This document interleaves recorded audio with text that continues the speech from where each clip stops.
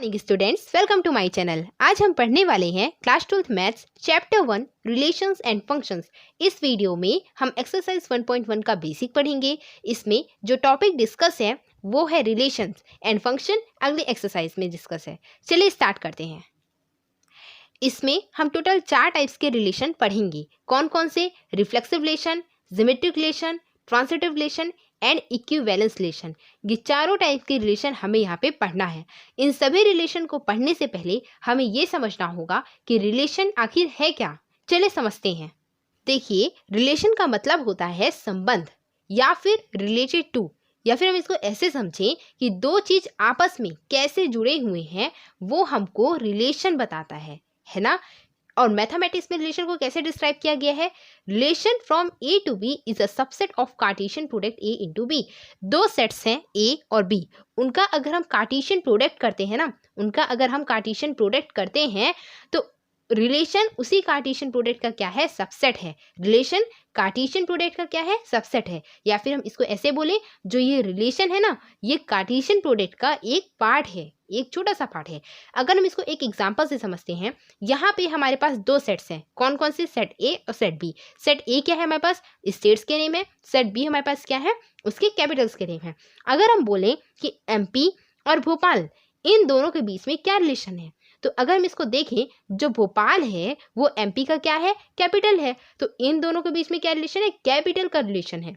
ठीक है। अगर इसी तरह हम बोलें यूपी और लखनऊ का क्या रिलेशन है, तो लखनऊ यूपी का कैपिटल है। बिहार और पटना का, यही कि बिहार जो पटना है वो बिहार का क्या है? कैपिटल है। तो इससे हम समझ सकते हैं कि जो सेट ए है और सेट बी है, तो इनके बीच में जो रिलेशन है ना, ये कैपिटल्स का रिलेशन है ना, स्टेट और कैपिटल का रिलेशन है। तो यही चीज हमको रिलेशन बताता है कि दो सेट्स के बीच में वो दो सेट आपस में कैसे जुड़े हुए हैं। तो ये हमको रिलेशन से पता चलता है। अब देखिए, हम मैथमेटिक्स में रिलेशन को लिखते कैसे हैं, ये हमको देखना होगा। रिलेशन को हम मैथमेटिक्स में ऐसे लिखते हैं। ये देखिए, हम इसको ऐसे लिखेंगे कि इसको पढ़ के ही हमको समझ में आ जाएगा कि इन दोनों के बीच में क्या रिलेशन है। यहाँ पे एक्स कॉमा वाई, एक्स हम किसको बोले हैं? जितने भी सेट ए के एलिमेंट्स हैं हम उनको एक्स बोल रहे हैं, और जितने भी सेट बी के एलिमेंट्स हैं हमको क्या बोल रहे हैं? वाई। हम इनको कुछ और भी नेम कर सकते हैं। ठीक है। तो हम ऐसे बताएं, एक्स कॉमा वाई, एक्स किसको बिलोंग कर रहा है? ए को, और वाई किसको बिलोंग कर रहा है? पी को। और जहाँ पे ए क्या है? स्टेट है, और बी क्या है? कैपिटल है। तो इसको आपको पढ़ के समझ में आ रहा होगा कि इसमें क्या रिलेशन है आपस में। अब देखिए, हम इसको एक और तरीके से लिख सकते हैं। देखिए, R1 मतलब कि ये रिलेशन ही है, तो हम इसको ऐसे भी लिख सकते हैं, जो x है ये हमारे पास क्या है? a के एलिमेंट है ना। तो x में a में क्या आता है? स्टेट आता है। तो स्टेट हमारे पास क्या है? MP। ये क्या है? y के एलिमेंट है। y क्या है? जितने भी हमारे पास कैपिटल्स हैं। तो यहाँ पे क्या हो गया? भोपाल। तो MP भोपाल, बिहार पटना, यूपी लखनऊ। तो ये आपस में कैसे जुड़े हुए हैं? एक स्टेट तो दूसरा कैपिटल। हम इसको ऐसे भी लिख सकते हैं। अब देखिए, यहाँ पे आप कभी कभी ऐसा आएगा लिखा हुआ कि जो MP है ये एक एलिमेंट हो गया ना, MP भोपाल एलिमेंट हो गया रिलेशन के। तो MP जो भोपाल है किसको बिलोंग कर रहे हैं? रिलेशन R1 को बिलोंग कर रहे हैं। बिहार कॉमा पटना किसको बिलोंग कर रहे हैं? रिलेशन R1 को बिलोंग कर रहे हैं। इसी तरह यूपी और लखनऊ रिलेशन R1 को बिलोंग कर रहे हैं। हम इसको और कैसे लिख सकते हैं? देखिए, कई जगह आपको ऐसा लिखा हुआ आएगा कि MP R1 फिर भोपाल। इसको हम कैसे लिख सकते हैं? बिहार R1 फिर क्या हो जाएगा? पटना। तो देखिए, आपको कई जगह बुक्स में ऐसा लिखा हुआ आएगा। ये इसका मतलब और इसका मतलब सेम ही होता है कि जो MP और भोपाल हैं ये R1 को बिलोंग करते हैं, है ना। तो इसका मतलब एक ही होता है, बस आपको इसको देख के कंफ्यूज नहीं होना है। ठीक है। अब रिलेशन में आपको एक बात और समझनी होगी कि ये जो है, हम इसको क्या बोलते हैं? Arrow diagram. फिर इसको हम लिखते कैसे हैं? हम उसको बोलते हैं सेट बिल्डर फॉर्म। सेंटेंसेस थोड़े थोड़े होते हैं उसमें। फिर उससे भी जो शॉर्ट फॉर्म होता है हम उसको बोलते हैं रोस्टर फॉर्म, है ना। अब इसके अलावा हमको एक बात और पढ़ना होगा कि हम पहले किस टाइप के रिलेशन पढ़ते थे? Relation from A to B पढ़ते थे ना, A टू B पढ़ते थे। क्या होता था? एक सेट ए होता था, सेट बी होता था, दोनों के बीच में हम रिलेशन निकाल लेते थे। ये तो ईजी था। लेकिन अब हमें क्या पढ़ना है? Relation from A to A. Relation from A to A. अब देखिए, अब इस एक्सरसाइज में हमको पूरा रिलेशन ए टू ए पढ़ना है। इसका मतलब क्या होता है, रिलेशन ए का ए से ही। अब कई बार आपको ऐसा लिखा हुआ आएगा रिलेशन ऑन ए और रिलेशन इन ए, तो इनका मतलब क्या होता है ऑन ए और इनका मतलब सेम यही होता है कि रिलेशन फ्रॉम ए टू ए, मतलब कि ए का ए से ही रिलेशन। ठीक है, अब तक हम ए और बी का रिलेशन पढ़ते थे, अब हम ए का ए से ही रिलेशन पढ़ेंगे। ठीक है, तो होप आपको रिलेशन के बारे में पूरा समझ में आ गया होगा। अब चलिए पढ़ते हैं अपने टाइप्स ऑफ रिलेशन की तरफ। टाइप्स ऑफ रिलेशन, अब हम जितने भी रिलेशन के टाइप्स पढ़ेंगे ना, वो सब कैसे होंगे, फ्रॉम ए टू ए, मतलब कि ए का ए से ही रिलेशन। अब इसमें सबसे पहले हम पढ़ेंगे आइडेंटिटी रिलेशन। हालांकि ये हमारे चैप्टर में तो नहीं है, लेकिन फिर भी हम इसको पढ़ लेते हैं। 2 मिनट का कॉन्सेप्ट है, बहुत ईजी है। इसके वजह से आपका बाकी का जो कॉन्सेप्ट है वो बिगड़ना नहीं चाहिए। आइडेंटिटी का मतलब होता है पहचान और रिलेशन का मतलब होता है संबंध। ठीक है, तो इसके नाम में ही इसका कॉन्सेप्ट छुपा हुआ है। अगर आप इसको ध्यान से समझे तो एक एलिमेंट, किसी भी सेट का एलिमेंट उसी से जुड़ेगा, उसी से अपना रिलेशन बनाएगा, जिससे उसकी पहचान बनी रहे, जिससे उसकी आइडेंटिटी डिस्टर्ब ना हो, उसकी आइडेंटिटी बनी रहे। अगर हम इसको एक एग्जांपल से समझें तो हमारे पास समझ लीजिए कि यहाँ पे कोई सेट ए है जिसमें 1 और 2 है। ठीक है, और यहाँ पे हमारे पास कोई सेट है जिसमें 1 और 2 है। दोनों सेट ए रहेंगे, क्यों, क्योंकि ए टू ए बनाना है। ठीक है ना। अब ये किससे कनेक्ट होगा जिससे इसकी पहचान बनी रहे, तो ये 1 से ही कनेक्ट होगा। अगर ये 2 से कनेक्ट हुआ तो इसकी पहचान लूज हो जाएगी। 1 से कनेक्ट होगा तो 1,1 ही रहेगा ना। इसी तरह 2 से कनेक्ट होगा ये तो 1,2 हो जाएगा। तो इसकी एक तरीके से वो ना, आपको समझ में आ रहा होगा, फीलिंग आ गई होगी, वो अपनी आइडेंटिटी थोड़ा लूज टाइप का कर रहा है। अगर वो 1 से ही कनेक्ट होगा तो उसकी आइडेंटिटी 1 ही बनी रहेगी, है ना। तो इसमें किस टाइप के आपको दिखेंगे, इस टाइप से 1,1 दिखेंगे, 2,2 दिखेंगे। इस टाइप से आपको इसके अंदर कॉन्सेप्ट नजर आएगा। अगर आप देखें तो 1,1 2,2। ठीक है, इतना तो समझ में आया कि वो इस फॉर्म में होगा। अगर मैं आपको एक और एग्जांपल दूं, देखिए कोई सेट ए है जिसमें 1 2 3 उसके एलिमेंट्स हैं। यहाँ पे रिलेशन 1 क्या है, 1,1 2,2 एंड 3,3। तो ये तो हो गया हमारे पास। अब बताइए क्या ये हमारे पास आइडेंटिटी रिलेशन में काउंट होगा कि नहीं। यहाँ पे 1,1 के फॉर्म में है, 2,2 3,3, ये सारे अपने ही पहचान वालों से कनेक्ट हैं। तो हमको ये पता चल रहा है कि ये अपनी आइडेंटिटी लूज नहीं किए हैं। तो ये क्या हो गया हमारे पास, आइडेंटिटी रिलेशन है। ठीक है, अगर आप इसको देखें तो 1,1 2,2, तो क्या ये है, ये नहीं होगा। क्यों, क्योंकि इसमें एक कंडीशन और आएगी। वो कंडीशन ये है कि जितने भी एलिमेंट्स हैं ना, वो सब इस फॉर्म में होना चाहिए, और वो 1,2 के फॉर्म में नहीं होना चाहिए, है ना। सभी सेम वाले से कनेक्ट होंगे और सभी एलिमेंट्स आएंगे इसके अंदर। अगर कोई एक एलिमेंट नहीं आया, वो आइडेंटिटी रिलेशन नहीं होगा। इसलिए मैंने ये एग्जांपल लिया ताकि आपको ये जो रिस्ट्रिक्शन वाला है वो आपको समझा सकूं। अब यहाँ पे रिलेशन 3 है, क्या है, 1,1 2,2 3,3 एंड 1,2। क्या बताइए ये आइडेंटिटी रिलेशन है, ये आइडेंटिटी रिलेशन नहीं है। क्यों, इसमें 1,2 आया जिसमें 1 अपनी आइडेंटिटी लूज कर रहा है। ठीक है, तो इनमें कौन सा है, सिर्फ 1 हमारे पास ऐसा है जो कि आइडेंटिटी रिलेशन का एग्जाम्पल है। होप आपको आइडेंटिटी रिलेशन समझ में आ गया होगा। चलिए स्टार्ट करते हैं रिफ्लेक्सिव रिलेशन को। अब देखिए रिफ्लेक्सिव रिलेशन क्या है। रिफ्लेक्सिव रिलेशन का मतलब होता है if A, belongs to R for every A belongs to A। ये कंडीशन, जो भी इस कंडीशन को फॉलो करेगा वो रिफ्लेक्सिव रिलेशन होगा। अब बात आती है ये कंडीशन है क्या। देखिए ये हमारे पास कोई भी सेट के एलिमेंट्स हैं। अगर सेट के एलिमेंट्स A, के फॉर्म में होंगे, जैसे कि अगर सेट के एलिमेंट्स में आ जाते हैं 1 2 3, तो अगर वो 1,1 2,2 के फॉर्म में होंगे और वो आर रिलेशन को बिलोंग करते हैं। ठीक है, फॉर एवरी आपको ये चीज बहुत अच्छे से समझना होगा, ये बहुत इंपॉर्टेंट है। इसको हम क्या बोलते हैं, for every A belongs to A क्या है, सेट है, और जितने भी सेट के एलिमेंट्स हैं वो सभी इस फॉर्म में होना चाहिए।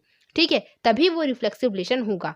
आइए हम एक एग्जाम्पल से आपको इसको समझाते हैं। देखिए यहाँ पे 1 2 3 हमारे पास कोई सेट है। ठीक है, 1 2 3। अब बताइए कि ये रिफ्लेक्सिव रिलेशन कब कहलाएगा, जब अगर हम इसको 1,1 हो, है ना, 2,2 हो और 3,3 हो। ठीक है, तब हम इसको बोलेंगे कि ये रिफ्लेक्सिव रिलेशन है। कैसे, यहाँ पे 1,1 A, के फॉर्म में है और रिलेशन को बिलोंग कर रहा है। इसी तरह 2,2 अब 3,3 अगर इनमें से आपको एक इसमें कंडीशन भी दी गई है, आगे कंडीशन दी गई है कि अगर इनमें से एक भी नहीं हुआ इस फॉर्म में, कोई भी एलिमेंट इस फॉर्म में नहीं हुआ तो वो रिफ्लेक्सिव रिलेशन नहीं कहलाएगा। इसको आपको समझना है कि ए के फॉर्म में होने चाहिए सारे एलिमेंट्स, और सारे एलिमेंट्स यहाँ पे फॉर एवरी बोला गया है, ए के फॉर्म में होना चाहिए और सारे होने चाहिए, है ना, जितने भी दिए रहेंगे वो सभी इनमें होने चाहिए। साथ में अगर 1,2 हो गया ना, 3,1 हो गया, तो ये इससे कोई फर्क नहीं पड़ता, ठीक है, लेकिन वो सारे इसमें होने चाहिए, फिर उसके बाद कुछ भी हो सकता है, ठीक है। तो यहाँ पे फॉर एवरी का मतलब होता है कि जो ए के सारे एलिमेंट इस फॉर्म में होने चाहिए। आइए इसको एक और एग्जाम्पल से समझते हैं। देखिए सेट ए है जिसमें 1, 2, 3 है, ठीक है, ये सारे रिलेशन 1, 2, 3। अब बताइए इनमें से कौन सा रिफ्लेक्सिव रिलेशन है। आपको देखिए पता चल रहा होगा कि ये रिफ्लेक्सिव रिलेशन है, क्योंकि इसमें 1,1 के फॉर्म में है, मतलब ए के फॉर्म में है सब, और इसमें से सारे एलिमेंट्स इस फॉर्म में हैं। दोनों कंडीशन सेटिस्फाई हो रही है, सारे इसमें हैं और सारे एलिमेंट्स आ गए हैं, ठीक है। अब सेकेंड क्या है, ये नहीं होगा। क्यों नहीं होगा? 1,1 ए के फॉर्म में तो है, लेकिन सारे नहीं है, 3 लेफ्ट हो गया, इसलिए ये रिफ्लेक्सिव रिलेशन में काउंट नहीं होगा। अब क्या बताइए, ये है, ये तीनों तो फॉलो कर रहे हैं, उसके बाद ये, तो हम बताए थे कि इसमें सारे एलिमेंट्स 1,1 ए के फॉर्म में होने चाहिए, फिर उसके बाद कुछ और भी हो जाएगा तो उससे कोई फर्क नहीं पड़ता, ठीक है, लेकिन सारे होने चाहिए ए के फॉर्म में, तो ये भी रिफ्लेक्सिव रिलेशन में काउंट होगा। तो होप आपको रिफ्लेक्सिव रिलेशन समझ में आ गया होगा। चलिए स्टार्ट करते हैं जियोमेट्रिक रिलेशन। अब देखिए हम जियोमेट्रिक रिलेशन किसे कहते हैं, जियोमेट्रिक, नाम से ही आपको समझ में आ रहा होगा जियोमेट्री है इसमें। जियोमेट्री का मतलब आप समझिए, अगर आपके पास कोई एक एप्पल है, आप उसको मिडल से काट देते हैं, ठीक है, आधा आधा कर देते हैं, तो वो दोनों जो बनते हैं ना आधे आधे एप्पल, वो जियोमेट्री होते हैं। अगर हम अपने दोनों हाथ को देखें तो दोनों हाथ हमारे क्या है, जियोमेट्री हैं, ये जियोमेट्री के एग्जाम्पल्स होते हैं। तो अगर हम जियोमेट्री रिलेशन को समझें तो जियोमेट्री रिलेशन क्या है हमारे पास, अगर A B belongs to R then B A belongs to R. ये जो इफ और देन है ना, इसका कॉन्सेप्ट आपको ट्रांसिटिव रिलेशन में समझ में आएगा।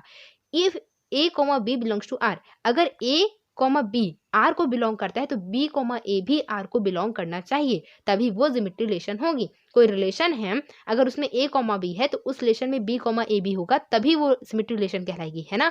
मतलब कि ए बी इसका अपोजिट बी ए, ये दोनों ही रिलेशन में होंगे तभी वो जियोमेट्रिक रिलेशन होगी। चलिए इसको एक एग्जाम्पल से समझते हैं। अब बताइए हमारे पास कोई एक सेट है जिसमें 1, 2, 3 उसके एलिमेंट्स है, यहाँ पे रिलेशन हमारे पास 4 हैं। अब इनमें से कौन सा जियोमेट्रिक रिलेशन है और कौन सा नहीं है, आप इसको देखें तो ये जियोमेट्रिक रिलेशन है। कैसे? यहाँ पे 1,1 का अपोजिट क्या होता है, 1,1 ही होता है। 1,1 अगर हम इसको बी माने तो बी और ए क्या हो जाएगा, 1,1 ही होगा। तो इस तरह इसका अपोजिट क्या होता है, यही होता है 1,1 का 1,1। इसी तरीके से 2,2 3,3, तो ये हो गया हमारे पास जियोमेट्रिक रिलेशन। क्या ये है? हाँ, ये भी है जियोमेट्रिक रिलेशन।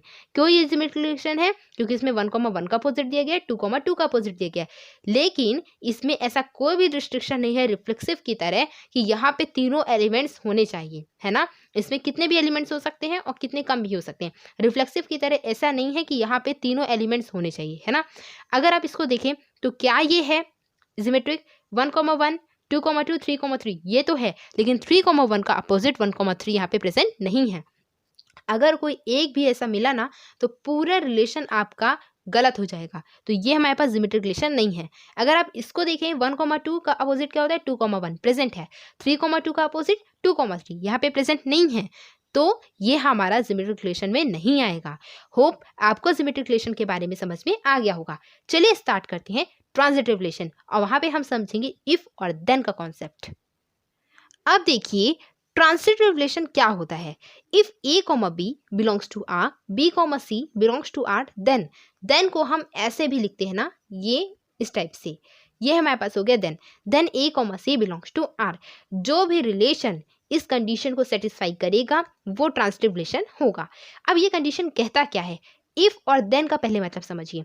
अगर ए बी आर को बिलोंग करता है और बी सी आर को बिलोंग करता है, अगर ये दोनों आर को बिलोंग करते हैं देन ए सी आर को बिलोंग करना ही चाहिए। मतलब कि अगर ये दोनों कंडीशन ये कंडीशन सेटिस्फाई हो रहा है, ये कंडीशन सेटिस्फाई हो रहा है। रिलेशन में अगर ये दोनों कंडीशन दिए गए हैं, किसी भी रिलेशन में अगर ये दोनों कंडीशन दिए गए हैं, तब ये कंडीशन भी वहां पे होनी चाहिए, तभी ट्रांसिटिव रिलेशन होगा। अगर ये कंडीशन यहाँ पे नहीं दिया गया है, ये दोनों दिए गए हैं और ये नहीं दिया गया है, तो ट्रांसिटिव रिलेशन वो नहीं कहलाएगा। हम ऐसे समझ सकते हैं कि अगर हमारे पास ये दोनों दिया गया है, ठीक है, और ये भी दिया गया है, तब हमारे पास वो ट्रांसिटिव रिलेशन होगा, है ना, तब वो ट्रांसिटिव रिलेशन होगा। लेकिन अगर हमारे पास ये दिया गया है और ये नहीं दिया गया है, तब वो ट्रांसिटिव रिलेशन नहीं होगा, ठीक है। अब आपको एक बात और बताऊं, इसको ना एक अलग से ही फ्रीडम मिली गई है, इसका एक अलग से ही स्वैग है। कैसे? इसमें अगर ना इतना भी दिया गया है, मतलब कि if A comma B belongs to R, तो भी वो ट्रांसिटिव रिलेशन कहलाएगा। वो क्यों कहलाएगा मैं अभी आगे बताऊंगी। मतलब यहाँ पे अगर इतना भी बिलोंग करता है और ये बिलोंग नहीं करता, तो भी वो ट्रांसिटिव रिलेशन कहलाएगा। अब चलिए समझते हैं ऐसा क्यों। इसको हम एक एग्जाम्पल से समझते हैं। इफ आईपीएल हैपेंस देन सी, मतलब कि अगर आईपीएल हुआ तो देखूंगा, तब मैं शर्त जीत जाऊंगा। मैंने किसी से शर्त लगाया कि अगर आईपीएल होगा तो मैं देखूंगा, और अगर आईपीएल नहीं होगा तो मैं नहीं देखूंगा, ठीक है ना। अगर आईपीएल हुआ तो मैं देखूंगा, ठीक है, मैं ये शर्त लगाई। यहाँ पे अगर आईपीएल होता है और मैं देखती हूँ, तब तो मैं शर्त जीत जाऊंगी। तब क्या होगा? ट्रांसिटिव रिलेशन होगा, अगर मैंने ये दोनों कंडीशन को सेटिस्फाई किया, ठीक है। अगर आईपीएल हुआ तो मैं जीत जाऊंगा। इफ और देन का कॉन्सेप्ट आपको समझना है, ठीक है। तो अगर आईपीएल हुआ तो मैं जीतूंगा, अगर आईपीएल हुआ और मैंने नहीं देखा, आईपीएल भी हुआ मैंने देखा भी, तो मैं तो जीत जाऊंगा, ट्रांसिटिव रिलेशन हो जाएगा, ठीक है। अगर आईपीएल हुआ और मैं नहीं देखा, तो क्या वो ट्रांसिटिव रिलेशन होगा? नहीं होगा, क्योंकि मैं अपनी बात को सेटिस्फाई नहीं किया, ठीक है। आईपीएल हुआ लेकिन मैंने नहीं देखा, इफ की बाद वाली कंडीशन सेटिस्फाई हुई लेकिन देन की बाद वाली कंडीशन सेटिस्फाई नहीं हुई, तो ये ट्रांसिटिव रिलेशन नहीं होगा, ठीक है। इसी तरह अगर आप एक बार और समझिए, अगर आईपीएल यहाँ पे अगर इफ के बाद वाली कंडीशन सेटिस्फाई नहीं होती है, अगर आईपीएल नहीं हुआ, तब मैं तो नहीं देखूंगा। देखने की और नहीं देखने की बात तो तब वहां पे होगी ही नहीं। जब आईपीएल ही नहीं हुआ, तब देखने और देखने ना देखने की बात तो वहां पे होगी ही नहीं, है ना। जब कुछ हुआ ही नहीं तो हम देखेंगे क्या। इसलिए अगर सिर्फ ये नहीं हुआ, इफ के बाद वाली कंडीशन सेटिस्फाई नहीं होती है, कुछ इस इफ के बाद वाली कंडीशन सेटिस्फाई अगर नहीं होगी, तो देन के बाद को तो हम देखेंगे ही नहीं, है ना। तब वहां पे मेरा क्या, तब भी वो ट्रांसिटिव रिलेशन होगा। क्यों? मैंने कुछ गलत कहा था क्या? वहां पे मैं कोई गलत नहीं की थी, वहां पे आईपीएल वालों की वो थी कि आईपीएल नहीं हुआ, उसमें मेरी क्या गलती। मैंने जो कहा था वो तो सेटिस्फाई हुआ ना, मैं तो कोई गलत नहीं कहा था कि इफ कंडीशन होती है, इफ आईपीएल हुआ तो मैं देखूंगा ही, अगर आईपीएल ही नहीं हुआ तो उसमें मेरी क्या गलती। मेरा कंडीशन तो, मेरे जो सेंटेंस है वो तो करेक्ट ही रहेगा ना, मैं जो बोला वो तो मैं सही ही था। इसी तरह आप देखिए, ये बिलोंग करता है, ये बिलोंग करता है, तो इसको बिलोंग करना ही होगा, तब ये ट्रांसिटिव होगा। अगर ये बिलोंग करता है और ये बिलोंग नहीं करता, इफ के बाद वाली कंडीशन ही सेटिस्फाई नहीं हुई, तब तो हम देन के बाद को देखेंगे ही नहीं, है ना। देन के बाद का तो कोई मतलब ही नहीं होगा। अगर सिर्फ इतना ही सेटिस्फाई नहीं हुआ, तो हम सिर्फ इसको देखेंगे। यहाँ पे अगर ए कॉमा बी सेटिस्फाई होता है तो वो ट्रांसिटिव कहलाएगा, ठीक है। यहाँ पे देन और इफ का मतलब आपको समझना चाहिए। चलिए हम इसको एक एग्जाम्पल से समझते हैं। एग्जाम्पल से समझने से पहले हम आपको एक और फीलिंग दे देते हैं। यहाँ पे अगर आप A is equal to B, class 10th में अगर पढ़े थे A is equal to B, B is equal to C और A is equal to C होगा। अगर ए बी के इक्वल है, बी सी के इक्वल है, तो ए सी के इक्वल होगा। यही सेम फीलिंग आपको यहाँ पे लानी है। देखिए क्या है यहाँ पास, अगर आप इसको ध्यान से समझे, ए का रिलेशन किससे है? बी से, और बी का रिलेशन सी से है, तो कहीं ना कहीं ए का सी से तो रिलेशन होगा ही ना। तो यही चीज आपको यहाँ पे समझना होगा। अब हम इसको एक एग्जाम्पल से समझते हैं। हमारे पास कोई सेट ए है 1 2 3। अब आपको इनमें से इतने सारे रिलेशन है, आपको बताना है कि इनमें से कौन सा ट्रांसिटिव रिलेशन है।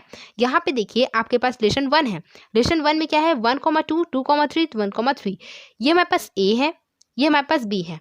हमारे पास बी से एंड हुआ 2, तो अब हमको जो भी रिलेशन देखना है ना, वो बी से जो स्टार्टिंग होता है वो वाला रिलेशन देखना होगा। तो बी में क्या है? 2 है, तो स्टार्ट क्या होना चाहिए? 2 से।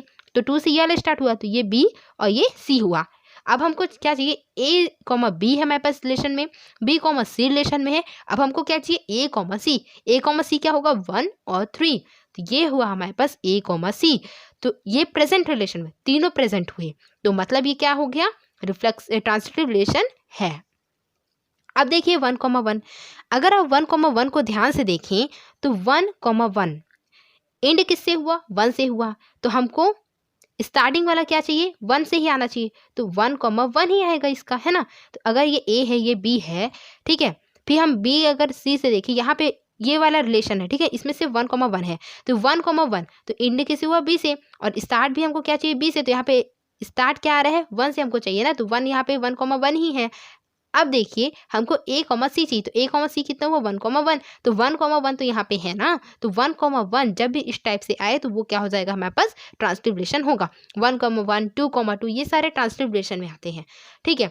इसी तरह R3 देखिए, इसमें 1,1 2,2 3,3 है, तो ये भी ट्रांसलिब्रेशन होगा। क्यों होगा, आप इसको एक बार और समझिए। जैसे आपके पास मैं इस बार 2,2 लेती हूँ, ठीक है, इंड किससे हुआ, ये हमारे पास ए, ये हमारे पास बी, इंड किससे हुआ, 2 से। अब हमको क्या चाहिए कि बी कॉमा सी चाहिए, है ना, तो अब कुछ भी स्टार्ट होना चाहिए वो 2 से स्टार्ट होना चाहिए, तो यहाँ पे कौन सा है जो 2 से स्टार्ट होता है, तो ये 2 ही है, तो यहाँ पे 2,2 आएगा। तो अब हमको क्या चाहिए, ए कॉमा सी, तो क्या हो गया, ए कॉमा सी हो गया 2,2, तो 2,2 तो यहाँ प्रेजेंट है, तो ये हमारे पास हो गया ट्रांसलिब्रेशन होगा, ठीक है। अब इसी तरह हमारे पास रिलेशन 4 देखते हैं, 1,2 मैं आपको बताई थी कि ये भी ट्रांसलिब्रेशन होगा।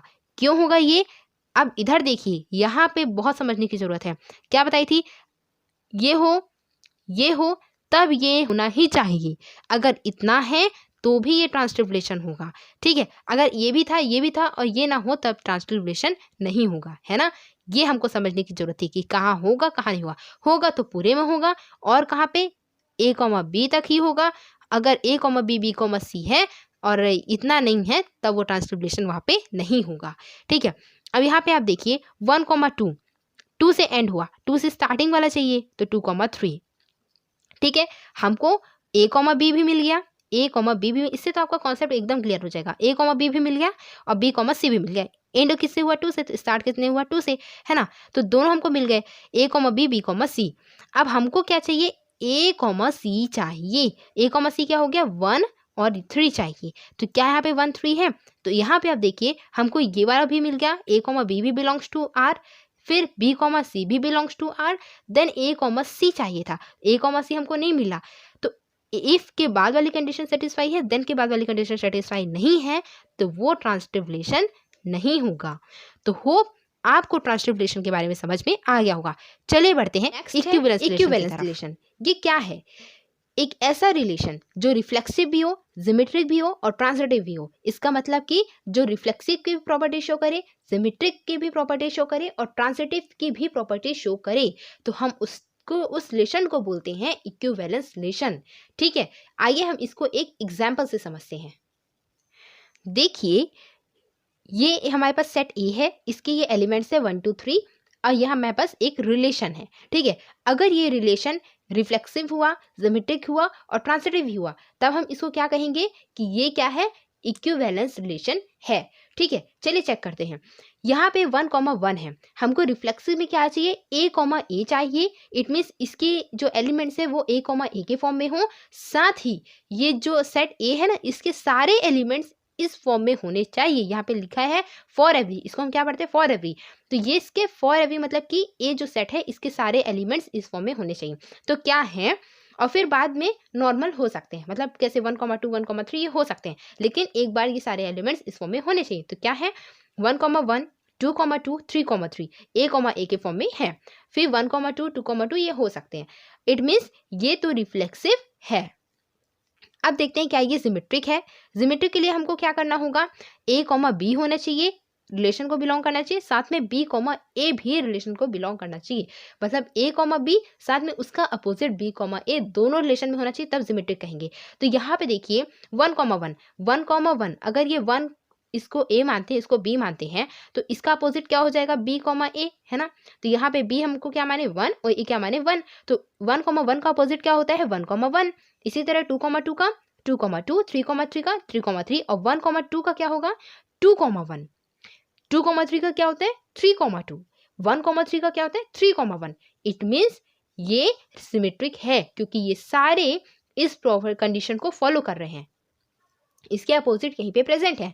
अब ट्रांजिटिव क्या होगा, ट्रांजिटिव जब होगा ए कॉमा बी अगर रिलेशन को बिलोंग करते हैं और बी कॉमा ए भी रिलेशन को बिलोंग करते हैं, तो ए कॉमा सी भी रिलेशन को बिलोंग करेंगे, मतलब वहां पे प्रेजेंट होंगे। अब देखिए 1,1 1,1 अगर हम इसको A, B माने, ठीक है, तो 1 से स्टार्ट होने, ये किस में खत्म हुआ, 1 पे, तो 1 से स्टार्ट हो रहा है कौन कौन सा, एक 1,1 और एक 1,2, तो इसको लेते हैं 1,1 और एक है 1,2, है ना। अब ये हमारे पास क्या हो गया, B, C, ठीक है, ये B, C, क्यों, क्योंकि जहां से एंड हुआ हमको ऐसा नंबर लेना है वहां से वो स्टार्ट होना चाहिए। तो 1,1, अब यहाँ पे A, C क्या आ जाएगा, अब हमको दिखना है A, C, हमने बोला था A, B होगा और B, होगा तो A, C तो होना ही चाहिए। अब A, C में क्या आएगा, A, C, तो क्या है 1,1, यहाँ पे A, C क्या है 1,2। अब बताइए क्या ये प्रेजेंट है, यस, ये तो प्रेजेंट है, 1,1 और 1,2 दोनों प्रेजेंट है। आगे देखिए इसी तरह 2,2, 2,2 का भी यहाँ पे प्रेजेंट होगा, आप चेक करिएगा 2,2, तो ये A, ये B, अब B से कौन सा एंड हो रहा है 2, तो 2 से कौन से आते हैं, एक ये और एक ये आ रहा है, साथ में एक ये भी आ रहा है। तो आप अगर इसको चेक करेंगे, यहाँ पे आप लीजिए 2,2, 2,1 और यहाँ पे एक देखिए 2,3, ठीक है। अब ये हमारे पास हुआ B, C और इसी तरह ये भी B, C। अब यहाँ पे देखिए हमको AC चाहिए, अगर हम फर्स्ट वाले को देखें तो AC हमारे पास क्या आता है 2,2 आता है ना। इसी तरह सेकंड को देखें तो 2,1 आएगा, इसी तरह थर्ड को देखें तो 2,3 आएगा। तो क्या ये प्रेजेंट है, 2,2 प्रेजेंट है, 2,1 प्रेजेंट है, 2,3 प्रेजेंट है, इट मीन्स ये ट्रांजिटिव है। अगर आप इसको और देखें, यहाँ पे हमारे पास 3,2 है, यहाँ पे 3,3, आप आगे चेक करेंगे तो ये आपको ट्रांजिटिव भी मिलेगा। इसका मतलब ये हुआ कि ये रिफ्लेक्सिव भी है, ये रिलेशन सिमेट्रिक भी है ये, और ट्रांजिटिव भी है, इट मीन्स ये इक्विवेलेंस रिलेशन है। होप आपको इक्विवेलेंस रिलेशन समझ में आ गया होगा। आज हम पढ़े रिलेशन और टाइप्स ऑफ रिलेशन के बारे में, जो कि इस एक्सरसाइज का बेसिक था। अगर आपको कोई भी डाउट हो आप कमेंट सेक्शन में पूछ सकते हैं। होप आपको ये वीडियो अच्छी लगी होगी। अगर आपको ऐसी ही और वीडियो चाहिए please subscribe, share and like our channel. Thank you, have a good day.